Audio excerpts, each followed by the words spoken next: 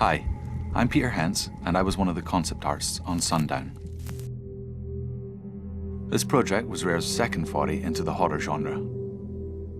It was set in a world where a biological parasite which infects and mutates living organisms had caused a catastrophic breakdown of society. The concept art team were tasked to create a host of monsters that would shock and repulse the player. Creatures from your worst nightmares.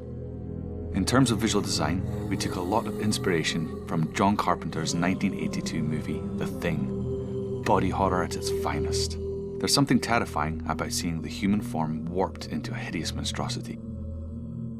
This sense of disgust was something we really wanted to key into in order to put the player on edge and instill a real sense of fear. Mother Nature also provided us with a great source of inspiration, and we drew reference from a whole host of weird and wonderful creatures, from larvae to deep-sea creatures, studying their strange forms and textures. Players would find themselves travelling through deserted towns and homesteads. The idea was that you could move around during the day, searching for medical supplies, food and weaponry. Ultimately, you'd have to find a place that you could fortify and rig with traps, because when the sun went down, these infected creatures would descend in their droves looking for their next victims. Thematically, we were looking at the source of the infection being linked to a parasite that contaminated the water supply. When it comes into contact with a host, it bonds with them and mutates their DNA, forcing physical mutation. The victim's transformation would happen in stages, beginning with slight variations to the human form and progressively warping the host into a twisted, visceral bundle of flesh and claw. The host would take on the characteristics of the parasite: bumpy, translucent skin, tentacles, and sharp, bony protrusions. Like zombies from George Romero's movies, the infected were driven by the mindless, singular purpose to consume and could never be bargained with.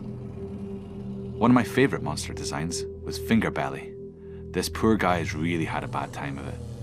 Most of his body's been given over to this horrendous mouth. The mutations between bloaters would vary dramatically. Some would split in half to expose a large creature. Some appeared to look like pregnant women, which would crawl after you and spew forth a horrible mass of limb and tentacle. We also explored the idea of having infected children as an enemy. We called them crawlers. They were small, elusive, and fast, scaling any surface with ease, allowing them to ambush when you least expected it.